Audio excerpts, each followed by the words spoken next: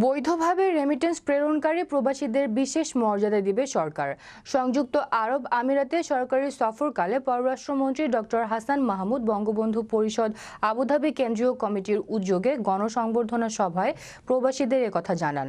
সংযুক্ত আরব আমিরাত প্রতিনিধি মাহবুব সরকার জানান, শনিবার আবুধাবির শেখ খলিফা বিন জায়েদ বাংলাদেশ স্কুল মিলনায়তনে আয়োজিত এ অনুষ্ঠানে সভাপতিত্ব করেন সংগঠনের সভাপতি আলহাজ ইফতেখার হোসেন বাবুল।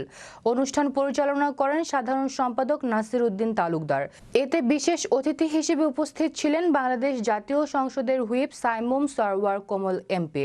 সম্মানিত অতিথি হিসেবে উপস্থিত ছিলেন আমিরাতে নিযুক্ত বাংলাদেশের মান্যবর রাষ্ট্রদূত মোহাম্মদ আবু জাফর।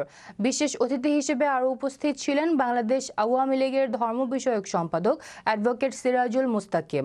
সংগঠনের যুগ্ম সাধারণ সম্পাদক গোলাম কাদের ইফতির কোরআন তেলাওয়াতের পর স্বাগত বক্তব্য রাখেন সংগঠনের সহসভাপতি শওকত আকবর।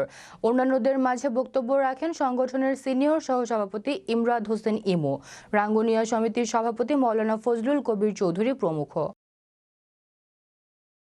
সেটি বাংলাদেশের আর কোনো নেতা প্রবাসীদের করে না।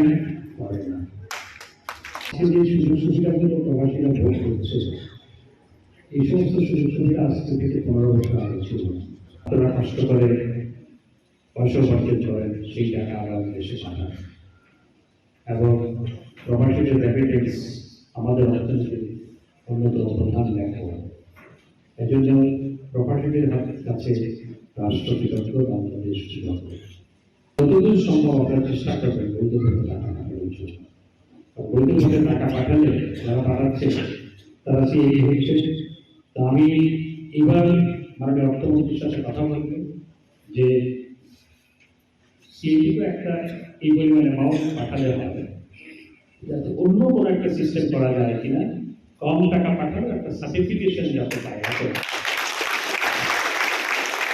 সিএডি না হলে সেটাকে অন্য কোনো নাম দিয়ে সার্টিফিকেশন আমি মাননীয় অর্থমন্ত্রীর সাথে কথা বলবো। তাহলে অনেকের চেষ্টা করলেও সিএডি হওয়া সম্ভব নয়, এত টাকা এক্ষেত্রে সম্ভব নয়। একজন চাকরিজীবীও কোনোদিন সিএডি হতে পারে, কিন্তু সে যদি বৈধভাবে টাকা পাঠায় তাহলে তাকেও যদি একটা সার্টিফিকেশন দেওয়া হয় এই পরিমাণ পাঠালে, তাহলে তারা উৎসাহিত হয়। আমি অর্থমন্ত্রীর সাথে কথা বলতে আর বাংলাদেশের যে তিনি এখন বিশ্ব জায়গায় দিতে চলছে। আমরা একটি মানবিক রাষ্ট্র গঠন করতে চাই, একই সাথে আমরা একটা সোশ্যাল লাইফের রেসপেক্ট করতে চাই, একটা সামাজিক কল্যাণ রাষ্ট্র গঠন করতে চাই। সামাজিক কল্যাণ রাষ্ট্রে যাতে দুঃস্থ এবং বিদ্যুতের সবার দায়িত্ব রাষ্ট্রের হাতে থাকবে, তেমন একটা রাষ্ট্র গঠন করতে চাই। আমরা একটি সামাজিক কল্যাণ রাষ্ট্র গঠন করতে চাই, যেখানে দুঃস্থ বিদ্যুতের দায়িত্ব রাষ্ট্র গ্রহণ করবে। এবং সেই কারণে মাননীয় প্রধানমন্ত্রী বঙ্গবন্ধু কন্যা জননেত্রী শেখ হাসিনা বয়স্ক ভাতা, বিধবা ভাতা, স্বামীদের বিধবা ভাতা, পঙ্গু ভাতা, মাতৃত্বকালীন ভাতা সহ 22 প্রকারের ভাতা চালু করেছে। আমাদের সোশ্যাল সেফটি নেট